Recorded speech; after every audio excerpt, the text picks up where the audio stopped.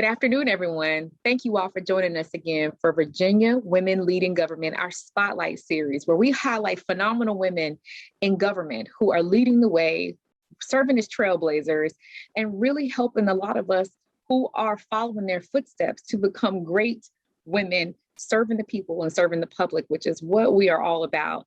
We are joined today by Jerri Wilson, and we are so honored to have her in our presence. And so, Jerri, welcome to the Virginia Women Leading Government Spotlight. We're happy you're here. And so maybe you want to start us off, tell us a little bit about who you are, and then we have some questions for you just to kind of talk about your path into government. So please share with the people a little bit about your role and who you are, and then we'll start off with our questions. Well, thank you so much, Tiffany. I'm really honored that you asked me to do this. I think phenomenal might be a little over the top. But, well, I am a kind of an Army brat who ended up mostly raised in Virginia, and I've been in a variety of different careers throughout my life, because when I change jobs, I tend to completely change jobs, not just from one to the other. I have two boys who are the light of my life, and a couple of cats that came kind of with the boys, and I've been just very excited. I work for the City of Newport News. I'm their intergovernmental relations manager, which really is kind of an advocate slash lobbyist who can't make donations to anybody. Okay. And so, actually, it's great that it's kind of cool that we're doing this today, because today is actually my 13-year anniversary with the city. Wonderful. Happy anniversary. Thanks. So, and that's, just sort of, it's the longest job. It's the longest I've ever chosen to stay in one job. So that's kind of telling. But. Awesome. Yeah. Well, I take it you must love what you do for this to be 13 years. So that's something, right?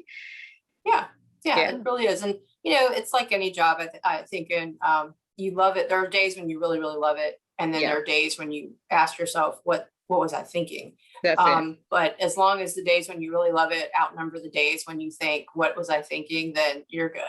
That's it. That's a good way to look at it too. As long as the good days outweigh the not so good days, then you're on to something. So I'm so glad. I like that perspective. So tell us a little bit about what led you into your career into government. Well, I started my grown-up life, if you will, as a retail manager for a small chain of retail stores. And I very quickly figured out that was not what I wanted to be when I grew up. Retail management is a hard job, and my admiration goes out to people who do it. Long hours, personnel, budgets and schedules, and those kinds of things. I mean, it's just not, and it's not remarkably rewarding for some people, because you don't get a lot of love being the retail manager. But so after a couple of different tries of different careers, I landed in higher education, and I was working in the career development center of a women's college in Virginia. And I spent several years there, and I really loved it. But my boss was a big believer in being a lifelong learner. And so she encouraged all of the people who worked for her, go back to school, get another degree, do something different, take a class that you don't think that you'd be interested in, and see what you think. So the class that I took that I really didn't think I would be all that interested in was public administration. Okay. And I met a professor at JMU who's now deceased. His name was Doug Skelly. He was wonderful. And after one class with him, I was completely hooked. And so I ended up, going through the master's program at JMU in public administration, and really learned a lot, enjoyed it a great deal, but still kind of was on the edge of okay, do I want to be federal government, state government, local government? What kind of, what do I want to do with this? And, Professor Skelly was very supportive. He's like, look, you've been trained to run the country. You can do anything, right?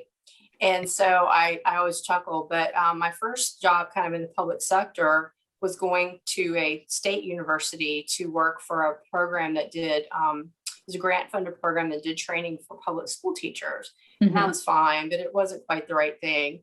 And then I went into a program working for there was a department with the state of Virginia that used to do only correctional education teacher training. So tried that. That really wasn't the right thing either. But that sort of led me into my next, and probably I would say the career that I probably feel like led me most to this, which is I started working as a criminal justice planner. Because the woman who saw my experience with correctional ed thought, "Oh, well, you must know all about criminal justice." And I was like, yeah, I know. I do. Yeah, I that's did. right.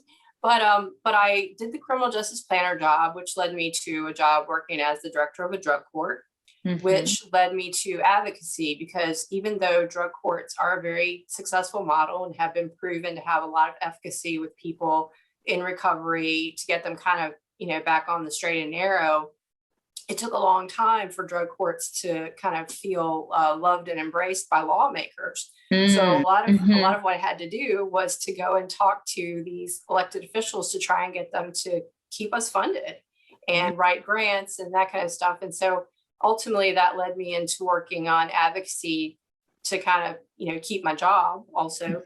But that sort of led to this position as a local government liaison. That kind of gave me a little bit of the taste of what it would be like to sort of do advocacy for local government issues at the state level. You have quite an interesting path, and what I heard you say is in your story, you were fortunate enough to have someone to open your mind and to the point of like other opportunities and to just see how you can expand yourself. I think you mentioned in your supervisor, you had it along your journey. And I think that is so important as we encounter other women in this work or other people that maybe, we supervise. How do we help expand their horizons? Because perhaps you would have never followed this path had you not, maybe encountered her. It's just just something we think about, how people kind of expand us along our journey. So I think that is fantastic. And it sounds it's very important to have people who encourage you, particularly to try new and different things. Yeah. A lot of times you have a boss who encourages you to maybe take that next job in your career field, or maybe to take that next promotion. But it is unusual to have a boss who says, "Hey, look around, see what it is that really makes you want to come to work and what it is that you really like to do." So that was nice, and it played a big role. Yeah. I feel like people like that just kind of help us find that spark, or at least start us on our journey to find that what is that thing that makes you come alive. And we won't know. Sometimes we can't find that, and so you have people that just kind of say, "Hey, why don't you try or look at this?" So so definitely appreciate that person along your journey, and how oftentimes we need to show up and be that person for other people as well. So that's really something. And you also seemingly have just, like you said, we're trying different things and had no clue about the public administration. They end up doing drug courts. So I think there's also a lesson for a lot of us to not be afraid to try things that are maybe not even something on our radar at the time, right? But just kind of being open, because you never know where you're going to find your niche, right? Well, and we talk a lot about people having transferable skills. Yeah. Even now when I talk to people who come, like if I have an intern, or if I have somebody who wants to shadow me, or if I have a student that just wants to talk about what you do, and we always talk about transferable skills. You want things that you can apply to any career, but then we kind of get stuck on this idea that, well, if you know how to do A, B, or C, then your next job, you're going to do A, B, or C. Yeah. And so I think that the great thing about my career journey has been that even though my jobs have been very different and my roles have been very different, I've learned something in each one, or several things in each one, that I've been able to kind of take and apply to the next one. Yeah. That's awesome. Very, very cool that you've had that. So tell us a little bit, Jerri, about where did you go to school at, and what did you learn in college that you still use today that's kind of helped you along this path? I went to James Madison University, both for undergrad and for grad school. Although I did put quite a few years between undergrad and grad school because I wanted to get out and work and do some things. So my undergrad is actually in business management. And so I wasn't really thinking public sector. And, one of the things I think that it was a big takeaway was that no matter what career field you're in, no matter what you study, no matter, everything comes down to the people. Yeah. You know, I was telling someone the other day that if I were going to recommend a career nowadays, I might tell someone you should study anthropology, because no matter what you do, or sociology, no matter what you do, it all comes down to the people. You know, it's the interactions, the relationships, what they bring to the table, those kinds of things. And so I think that when I was at JMU, I met so many different people that I would not have met had I, you know, in lots of other situations. I mean, I was an Army brat who lived most of her life in Virginia and had really not met a lot of people from other places when she went off to college. And so, you know, it led to a lifetime of just meeting and learning about all the different folks that are, you know, right there, but you just don't appreciate the differences sometimes. That's all.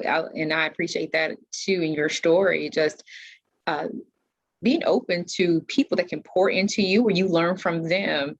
Because you're right, at the end of the day, it's about relationships. It's about community. That's, you know, I know we're all in government or some form of way of serving. And so it comes down to people, but also being able to relate and connect and understand. And so it sounds like you've been, you know, open up in your college experiences and along your journey to being able to see and understand people. And I think that's important as well. Yeah. And, you know, along those lines, who would you say were your strongest influences in your life? Well, I guess, you know, like most people, I would say my mom, and she's passed. So I have to say that because I don't want her to haunt me. Right. But, you know, the first boss that I talked about who in higher ed, who was the woman who encouraged me to try new and different things. She really had quite an impact on me, because she was the first of a lot. Like, she was not from anywhere I had ever been or heard of. She had a very different outlook on life than a lot of the women I had met. She had traveled widely, so she had a lot of things to say, and she had a really great attitude about supporting women. She, you know, working at a women's college, you would think that everyone there would. You would think that's not always the case. You know, okay. For sometimes that's where people are able to get a job, right? That's it. So she was a huge influence on me. And then much later, when I started off in this job and being a legislative liaison, there was a senator at the time. Her name was Yvonne Miller, and she's also passed. But I was having a particularly bad day one day, and Senator Miller and I just happened to be in the ladies' room at the General Assembly building one day. And apparently it was obvious that I was having not one of those great days. And she walked up behind me and she took her hand and she just sort of like draped her arm across my shoulders. And she said, "Don't let them get to you, baby. They never intended for us to be here." And I was like, and I thought, oh, okay. You know, and it was weird because it wasn't exactly applicable, but it was a good message. You know, There are a lot of people who, you know, just don't think about women in different places, and they don't think about how that impacts your job. And I was, you know, having a day because I was thinking that, you know, if you can just keep people to listen, and it's not always a matter of just getting people to listen. It's a matter of getting them to actually hear you and understand you. And she totally got that. And it was great because every time I worked with her after that, I noticed how she could kind of pick up on the feeling in the room and express sort of what people were thinking, you know. And she was just a wonderful person to be around. She was very uplifting. She was one of those people who had that great talent for making everyone feel better without having to make anyone else feel less. And so she was a great influence on me. And I think working at the City of Newport News, maybe not to that great of an extent as like the mom and the first boss, but, you know, we have a lot of women leaders in Newport News. You know, we have an unprecedented number, I think, of female department heads, and some of them have been there for a very long time. And just watching them, you know, be great at their jobs and be comfortable in their own skin kind of thing it's been a great experience for me. Yeah, that sounds like you have had some dynamic women in your life. And I really, that last part where you just said, about women leaders who you can get to that place where you're comfortable in your own skin. And I think that's something, I'm sure a lot of us are striving. If you haven't arrived already, you're striving to, be okay with your authentic self. I know we kind of toss that authenticity, that word around a lot, but yeah, when you can say, look, I am who I am enough, right? And I'm owning this role, I'm owning this space and time. So I think that's key, to a lot of women. So it's always interesting to see, because people don't wake up and feel comfortable, but they had a journey as well. So glad you've had some good influences. That's wonderful. Now, Jerri, so what would you say if you had some friends to get together and to come up with 3 words to describe you? What do you think people would say about you? I think they would say that I'm curious, because I do tend to have sort of a natural curiosity about all kinds of things. I am pragmatic, and that is a result of, I think, my personality, and also, just life. At some point in life, the more pragmatic you are about how things work and solutions to different issues, and the happier you'll be, because you're never striving for something that's impossible.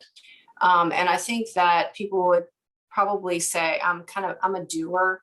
Like, I love to talk about the possible, but I think there comes a point when you have to pull a switch. You want to have as much information as you can. You want to know all the information that you need to know, but at some point you have to do something. You can't just talk things to death. So. Yeah. So we know the leading lady to come to if we want to get things done. That's Jerri. Okay. So we have people in this world who are the visionaries, and they like, let's talk it through. But then Jerri's like, I got it. I'm going to do it. Okay. So. Well, and it's like with Virginia Women Leading Government, we talked about doing this organization for years. I mean, there was a group of women that would get together every year at different conferences and talk about how great it would be if there was an organization just for women in local government. And one after the other, it was always like your plate got full and no one actually ever had the time to kind of push it forward. And so in July of 2019, I was having a slow day, and I don't do slow days well, because I like to be constantly doing things. So I had drafted this email, probably, I don't know how many times I had drafted this email that said, hey, I would like to start this, chapter of, the League of Women in Government. And I had talked to some people at ICMA about, the League and the umbrella organization and chapters. And I would really love to do this. And what would you all think? Would you be interested? And let's do it. And I sent the email, and I really thought, I'd get like 10 people. I figured 10 women the same 10 women who we had talked about it for years would respond immediately. And so I think in the first 2 weeks, there were like 99 women who emailed me out of this list. And the list wasn't that long. So it was a pretty good percentage. And I was just thrilled that so many other women were like, yeah, let's do this. And it was just one of those projects where I certainly wasn't the brain trust who came up with the idea, but it took a person to push the button, to send the email, to get the ball rolling, kind of thing. And here we are. So here we are, and Virginia Women Leading Government taking off. Really connecting with women, and of course with our Spotlight series here, connecting and listening to the stories that you never know how this will empower and touch someone else's life. So thank you for pushing the button and organizing and, getting the ball rolling. So this is good. And I think it's also just a reminder to everyone that, we all have various gifts within us. Some people's gift is just to maybe brainstorm and to, create the vision, and others, can carry it out. That doesn't mean we all have to do everything, but you just do what you're good at, right? And then, you have the right line of people that will help carry it out. So, we're super women. We have our capes and everything, but we don't have to do it all, right? We work together as a team. So that's what it's about. So Jerri, so tell us, what do you think you are the most proud of accomplishing, and why is that? Yeah, that's a tough question because I actually, when I read the questions, I was like, I really sort of struggled with trying to find something that would be like this profound accomplishment, right? Right, And like, right. but honestly, I think I am most proud of the fact that I have two fully functioning, mentally healthy, successful young men, children. I mean, they're not children anymore. Of course, for me, they'll always be. But it's Mm-hmm. with career and education and other things in your life. If you do a good job and you're successful, then you're successful, right? But Mm-hmm. with raising kids, if you're not careful and you're not, and if you don't, I mean, that's where mistakes really probably come back to have a lot of impact. And I think the other Mm-hmm. thing that makes me kind of ties this in for me too is the fact that my boys have seen a working mom. Mm-hmm. Mm-hmm. When my oldest was a baby, I was in full-time job, grad school, husband deployed to Korea. Mm-hmm. So he has seen what a successful woman can do when she is, motivated to do it. And my younger son has seen my career where, I travel a lot. I work with some very interesting people, and I've had a chance to kind of share with them sort of, this is what a successful working mom, wife, career person does. And I think that that's good for them because, at a certain point in their lives, especially as young men, the role models they see for women are not always necessarily exactly what we would want them to think of as the ideal. Mm-hmm. So I would have to say, I've accomplished a lot of things, particularly in my current job, in terms of helping to craft some statewide legislation that had some real significant policy implications, and being able to be at the table to have serious discussions about different things, like local government regulation and land use and the Dillon rule and transportation and some of these really important things. And those are all great, and I'm proud of them. But I would never be more proud of any of that than I am of the fact that I have these two amazing sons. Mm-hmm. Thank you for saying that. And the reason I'm going to say that is because I believe that gives people permission to not just focus on accomplishments and it just automatically is career, or it's just automatically, maybe other things, like you said, like crafting legislation, stuff. Like, what if your accomplishments are raising a family or caring or showing up and being present, for, I don't know, people in the community or helping, volunteering. I think that just opens it up because I feel like sometimes it's expectation for us to just have this laundry list of like, oh, I have all these master's degrees, I have this, I have that. But that's not all of who you are, right? And so your accomplishments may be in another realm. That doesn't mean it's less important. So I feel like what you just said, that just gave people permission to say, okay, I can be broader than just what I accomplished in my career, right? I'm more than that. Well, and sometimes a lot of my views on things have been crafted by my experiences, right? Well, as a mom, I have feelings about K-12 education. As a legislative liaison, sometimes there's a K-12 issue. So I bring all of that to the table. As somebody who lives in Hampton Roads, I have thoughts about transportation because I spend a lot of time in commuter traffic. Mm-hmm. So all the things that make you who you are influence how you perform at work, at home. So I think this idea that you separate, you compartmentalize the pieces of yourself, I don't know that that's always realistic. And I think, it's hard on us when we create expectations for ourselves that we're going to be the perfect this, the perfect that, and the perfect the other without any of those things ever coming together. Because that's what makes you who you are. Agreed. So, yeah. Oh no, I align with you on that, right? Absolutely. It makes me think of what is something, a quote or maybe a saying that just inspires you, or brings joy to you. What would you say is your go-to phrase or quote? Okay, so this is my favorite quote, and I tweak it a little bit because I have to add my own touch. I have to add my own spin, right? So Mark Twain said that good judgment is the product of experience, and experience is often the product of bad judgment. So I think that makes me laugh a little bit, but I also think there's a lot of truth to that, because experience can come in a number of different ways, and people always want to know, okay, well, what's your background, what's your experience? Sometimes you learn really good lessons by doing things and trial and error, doing them right. But sometimes you learn a lot of lessons by messing something up. You learn what did you do right? What did you do wrong? What do you not want to do again? So I always think about that when I'm working on any kind of project where it's like, I don't know, should we do this? Should we do that? It's like, because you've got to be willing to take some risks, and you've got to be willing to allow yourself to, there's an acceptable level of risk, and to learn from those things, because sometimes it's not so important that you make a mistake or not. It's what you do with that mistake. You cycle back, and that's how you gain experience. Sometimes it comes from bad judgment, but so that's my favorite part. Yeah.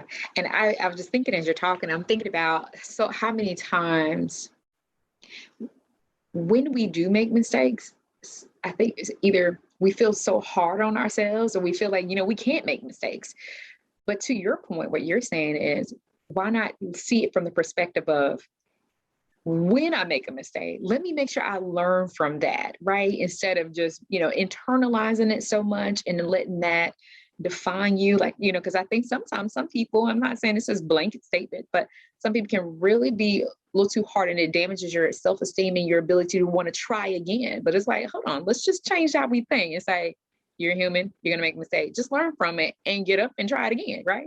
So that's the concept of a teachable moment. If you don't ever screw anything up, what's the teachable moment? And we've got to learn to forgive ourselves too. I mean, none of us are perfect. And this is going to be something too that resonates with you as a woman in a leadership position, whether you're at the top, bottom, middle, there are going to be people that you work with who are occasionally going to do things in a way that either is not correct or is not the way you would do it. But, you've got to be able to also kind of spread that grace around, right? So encourage people to be willing to take risks, and encourage people to be willing to forgive themselves if they don't get everything right the first time, because that's kind of how we learn. So I think there's a lot to be said for, just being okay with the fact that you're not going to knock it out of the park every single time. Of course, you want to try to, but it's okay if you don't. Yeah. And I like what you said about making sure that even if you are a woman who is in a top leadership or middle management position, that you're creating those work environments, those climates where you practice and allow people to make mistakes and give people grace and that type of thing, because the goal is for people to learn and become greater. So yeah, that's so important. So Ms. Jerri, when you are not, being an extraordinary legislative liaison and traveling all around Virginia, what are you doing for fun? What are your hobbies? I like to travel all around. Okay. You like to do that. I love to go. I mean, I have COVID, of course, has taken some of the wind out of my sails. But even during the pandemic, I've gotten in the car a few times and just headed somewhere. I'm like, I don't know where I'm going. I'm going somewhere. I'm getting out of the house, right? Yeah. I love to travel. Like to read, although I read so much for work that sometimes reading outside of work is kind of like, but I always try and like when I read for fun, I read something that's completely different than the stuff that I read for work. But, I have a kind of a long ago acquired an affinity for different types of jewelry and stuff like that. So instead of just being that person, I also have to know all about it. So I have to know, like, what is this stone made of? What's the hardness? What's this? What's that? So some of that, but really lately, probably the thing I look forward to more than anything is just traveling and getting to see new places. Yeah, that's awesome. That's awesome. So since you brought up reading, okay, so are you reading anything for fun right now?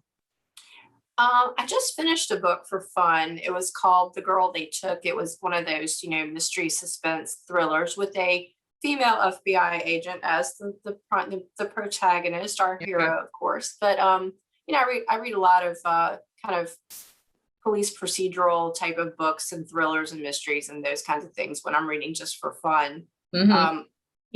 Right now, my other thing is to read this report that the Virginia Academy of Science, Engineering, and Medicine just released on coastal flooding resulting from climate change, which is, not quite as much fun as but interesting. I mean, it's an interesting topic, and there's a lot of discussion about it in Virginia right now. It's probably going to be a major issue for several years to come. And so I think, I'm doing my due diligence and learning everything I can about it.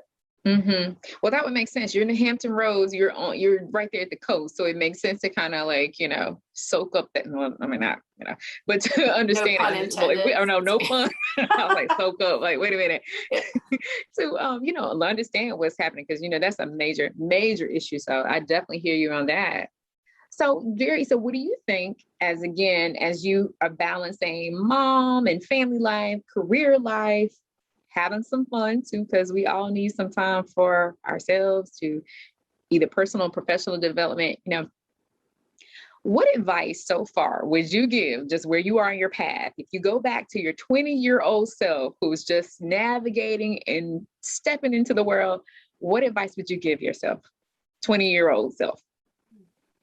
Well, probably a couple of things that are real practical. Like, for one, I would tell my 20-year-old self, save more money, save your money. Because when I was 20, you always think you have forever to start saving for things.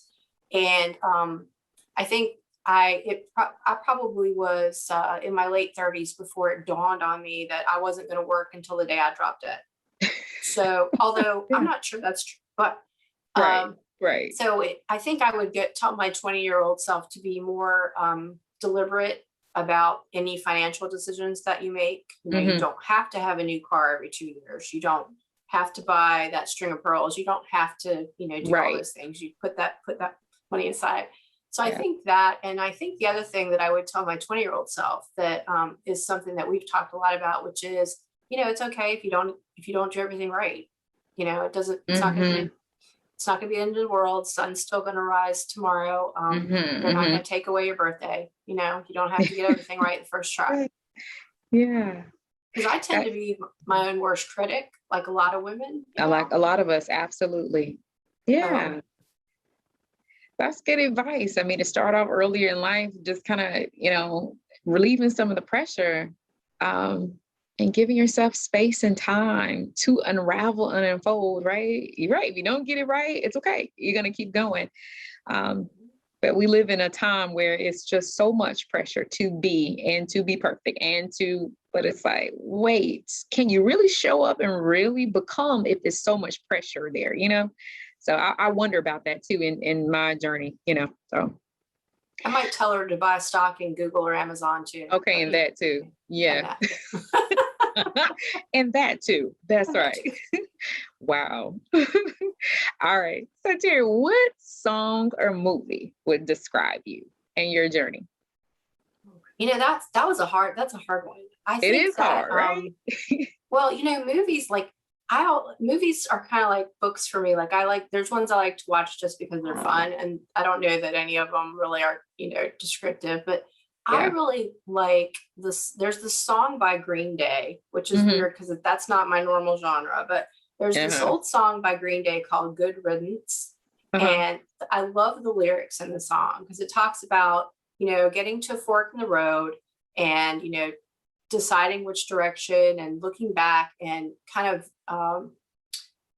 cherishing the things that happen to you along the road.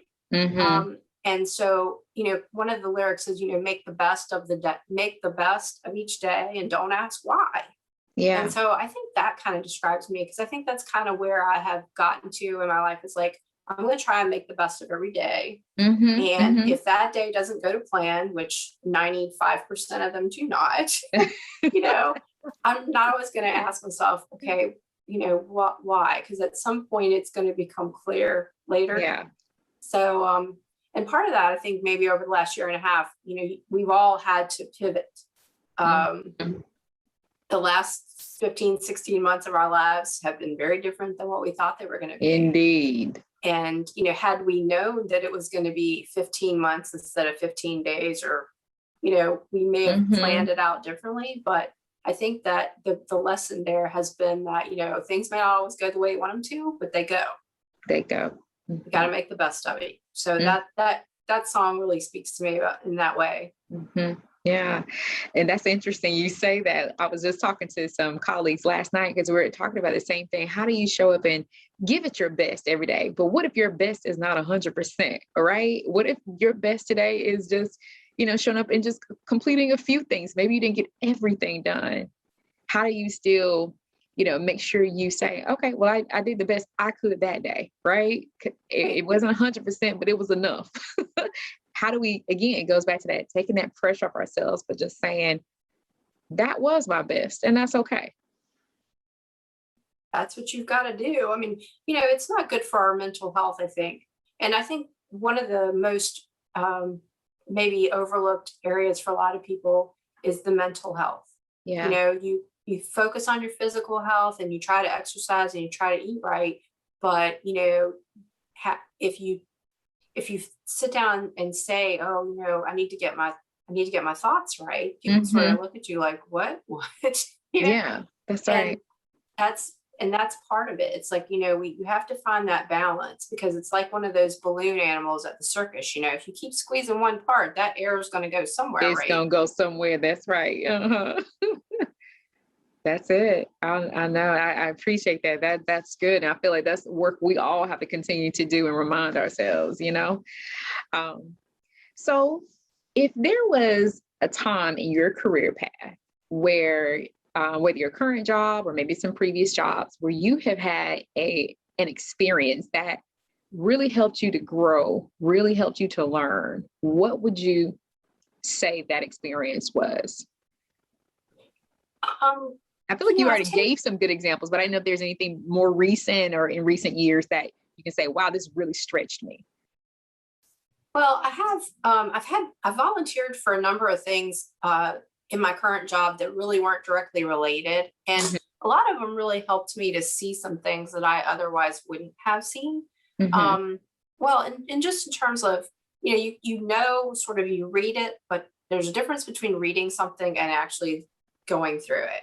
Yeah. And for example, in women in local government, particularly when you work in city management or something like that, you hear about budgets and planning and numbers and dollars. And one of my first kind of sort of slightly outside my job requirement things was to volunteer to be on the capital improvements plan committee. And, I know budgets. I mean, I think most of us know budgets, no matter what size. You have to nowadays, right, to be able to live. And then if you have a job where that touches some of it. But in terms of, how investments are made in public infrastructure and how localities with, X number of dollars in a yearly budget are able to make those investments, leverage other sources of funds, and sort of get these projects accomplished was something that, I read about it in grad school, but it's very different because like any, I kind of tend to think of my city as my family in a way, like they're my work family, but, like any family, if you have $20, you probably have $60 worth of things you want to spend it on. And same thing true, in the budgeting process with the city, we would have, my city has a very specific guideline on how much debt they're willing to take on and how much they will spend each year in the capital plan, that kind of thing. Yeah. And so, if you have $30 million, you typically have about $90 to $100 million of requests. And so that whole thing about how you figure out what's the best investment, where to put your money, how to leverage those dollars for maximum return, that was a great thing to see up close and personal.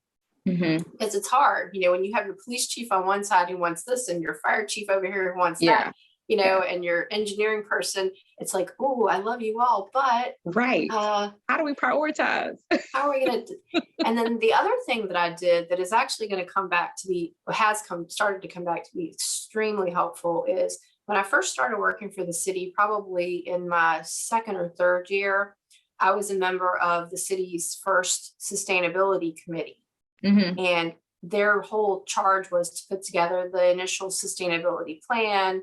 We were fortunate to get a grant through the American Recovery and Reinvestment Act, ARRA, under President Obama to hire our first sustainability coordinator and to do a lot of work there. And that was kind of a new area for me. I didn't know a lot about sustainability. I didn't understand why that would have relevance to government, So it was a really good learning experience. And now as we get into things like renewable energy and coastal resilience and a lot of the legislation that's come through the General Assembly in the last few years that's had to do with things like polystyrene, and it's been a great sort of segue, because that's when the little bot in your head starts going back in there and going, I know we have something about this somewhere back in here. Right. Yeah. So those were good experiences, because they really sort of put me out of my comfort zone to do things that were different than what I kind of normally did every day, all day long. Jerri, I feel like there's just this theme here in our conversation about you just start from the time you started off until now, constantly expanding and giving, stepping onto committees and opportunities that really you get a chance to learn and teach and even gain some skills, right? So this is something I'm noticing, and I think that's admirable about you, that you're willing to do that. Because sometimes I think people may feel like, I don't know this, or I don't think I have nothing to contribute, but you never know until you try. So that's what I also picked up from what you were saying. That's true. And I think the other thing that happens to us is we get comfortable. The jobs that I had before this, I was really comfortable. Like I knew what I was doing. And I think sometimes comfort can be, I don't want to say the enemy, but it can stop you from putting yourself out there and trying to make changes, and maybe, going to that city that you don't really know very well, or taking that job that's slightly different than what you're doing. So I think comfortable can be good, but comfortable can also maybe slow us down a little bit. Yeah. And that's the thing about being in the role I'm in now that has probably made it the longest I've ever stayed in one job, which is the topics change constantly.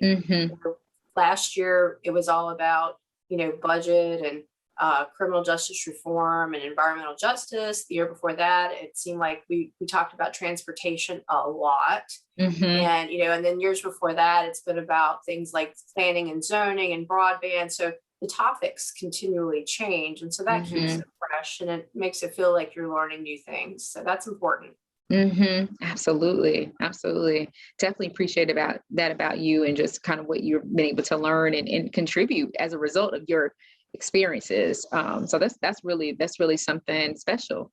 And so, which brings me to our last question here. So since you have just kind of really navigated some interesting spaces and positions in your life, what would you say has been something that was challenging for you, but you was able to just kind of grow beyond that and overcome it? If you would share with people, how did you resolve that?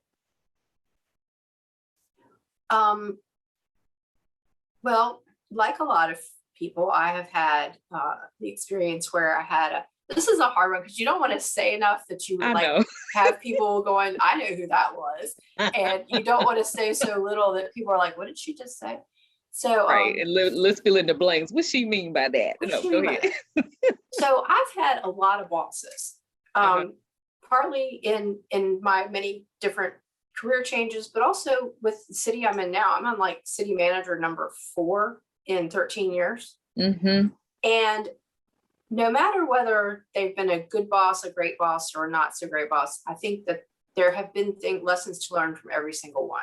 Yeah. But probably the hardest period of time in my professional life was I had a boss who we just did not click. He didn't like me. I didn't like him. We just did not click.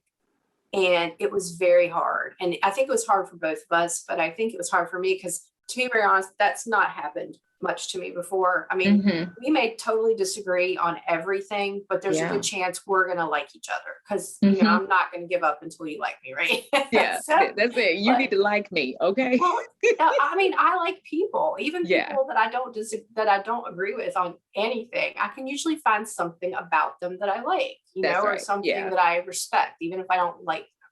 Yeah. So, to have someone in my life at all that I just couldn't, there was nothing that I was like, I tried so hard to like find something that I could just, if I don't like you, maybe at least I can find some reason that I respect you.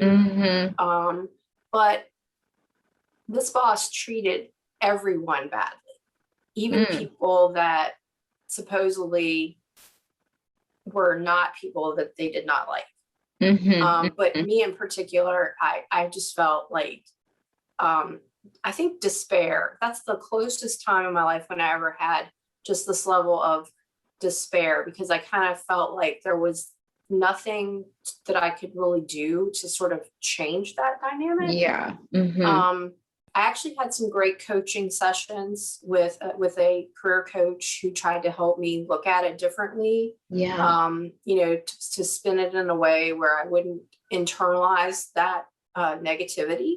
And it was probably, I want to say about 2 to 3 years. And it didn't start off bad. I mean, there wasn't 2 to 3 years of despair, but probably the last year was just a very difficult year. And I actually was planning to leave. I didn't care if I had to go to work at Wawa. I was out, you know. Okay, like I'm out of here. Well, and I mean, it was at that point where I had determined that I can continue to be in my role and do my job, because I was determined to do my job, to do the best job, no matter what the circumstances around me were. Yeah. And I continued to be productive and to try to maintain that positivity for the people that I worked with too, to say, yeah, okay, you know, it's a bad day, but we'll get through this one. Tomorrow's another day. Yeah. And fortunately, my boss left. So I guess the situation never completely resolved, except that I just outlasted it. And part of that, I think, was by the grace of God. But part of it was, you know, there's a stubborn streak in me as well, where I really have to be kind of completely defeated to get. I mean, I will hold on to something like a bulldog. So it happened, you know, and I am not a super crazy religious person, and I won't even say one of those, well, I'm not religious, but I'm spiritual, and none of that. But I mean, I actually did pray about it and say, okay, you know, what should I do? And it worked out. So, but I think that the thing about that, one of the great things that I took away from that experience was how important it was to have your network of people in work, and that you can talk to, and not like gripe and complain to, but that network of people who can give you encouragement and help you to, you know, focus on the mission and sort of deflect the stuff that doesn't need to be considered as you work on the mission. And I had some good colleagues, some from other cities who worked in the same field that I work in, some within the city who didn't work anywhere near, but we all knew each other. We were all kind of going through this experience at the same time. And so I believe it is very important for you to have a bunch of folks in your professional life that you can call on and talk to, and who will give you good sound advice. Sarah Carter, the great Sarah Carter, that's how, one of the ways we met. Cause I was just like, when I met her, I was like, I was so impressed with Sarah Carter. And when we started to talk to each other and get to know each other, I was just like, this is a woman that, you know, I can really learn from, and who I can, you know, call her when I need someone who's going to give me good objective advice. Absolutely. And so that's, you know, that's where I always tell people now, it's really important that you have a network of good work friends or colleagues or whatever you want to call them, who can kind of give you that professional support and encouragement. People always say that women need mentors, and I'm not sure mentor is exactly the word I would use, but we definitely need support. We need people who are willing to kind of, have our back, so to speak, and tell us the straight up truth sometimes when we're maybe not looking at things the way we need to. So that was it felt like it was only a couple of years of my life, but it felt like about 10. So that was very intense. And it felt like 10 years. Yeah. It did. So the story probably felt like that too, right? But no. I mean, it's always helpful to get the full context and what you went through, because that sounds very serious, and I'm sure a lot of us can relate to the story. So no, I'm glad you shared, and I appreciate the ending of that too. The importance of your network, not only to have just a sisterhood that just say, that just kind of like you can fall apart and they just go right along with you, but you need those people who can be objective and say, hey, have you thought about this? And then one of my hard parts, having friends that just kind of say, well, what was your part in it? I'm like, wait a minute, you're not supposed to say that. You're supposed to be on my side. But from that, it's a path forward. Like, okay, you did that, just kind of, helping you to step aside out of the feelings and say, all right, let's think about this clearly. So I'm glad you said that. Absolutely. Network. Absolutely. And, the one thing too, and I feel like, as I've been talking to you, I've talked about all these great women in my life, and I do have I do have some great women in my life, but I think it's really important to also acknowledge the fact that there have been a lot of people in my life who have been excellent role models and from whom I have learned very valuable lessons, who are men. And, in local government, that's important because there's a lot more of them than there are at the leadership position. And so, I've had an opportunity to see some city managers and assistant and deputy city managers who are men who have been really outstanding in being supportive and encouraging, and in they are not there to try to tell you what you can't do. I've had just as many great teachers and bosses and whatnot, and way more good ones than bad ones. But I think that,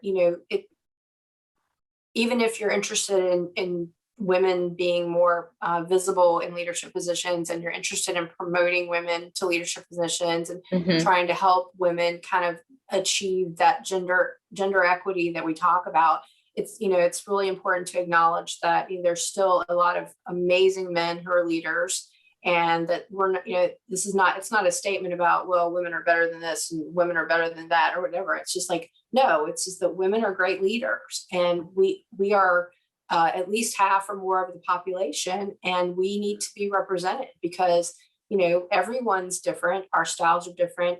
And, the next generation of women leaders that comes through is going to want to see people in those positions who can help them to grow and learn. And we want to be inspirational. I don't know that I will ever actually achieve the city manager's chair, but, all the things that I do now are really so that the person that comes after me will have a better shot.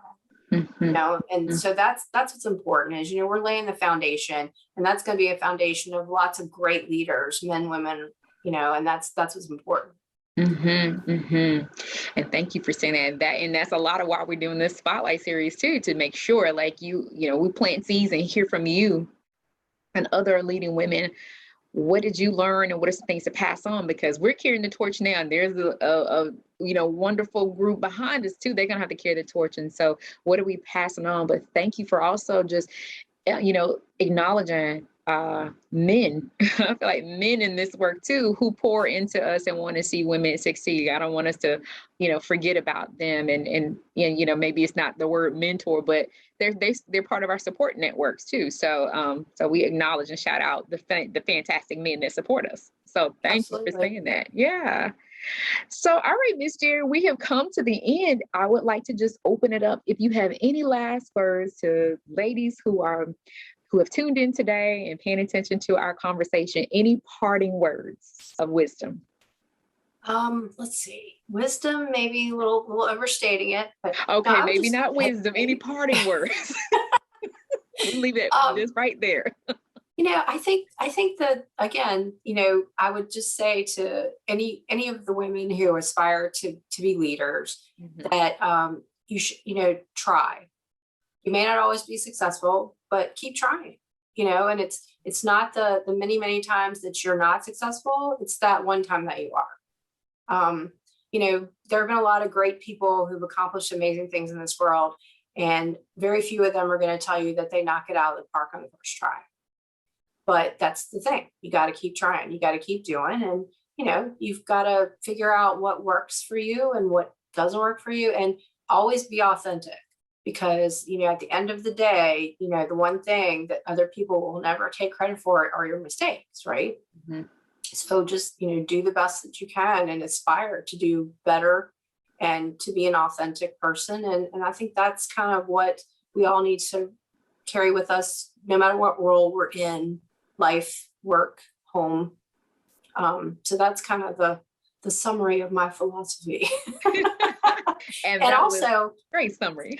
just want to say how Yeah. much I really appreciate the role that, you have really stepped in with Virginia Women Leading Government and taken on, for a lot of us olds, social media is kind of so, all of the great things that you have done for us and that you've done with us. And I really do appreciate it. I mean, you're really, you're quite the rock star for Virginia Women Leading Government right now. So, Oh, but Jerry, I don't know about rock star, but I'm gonna receive it.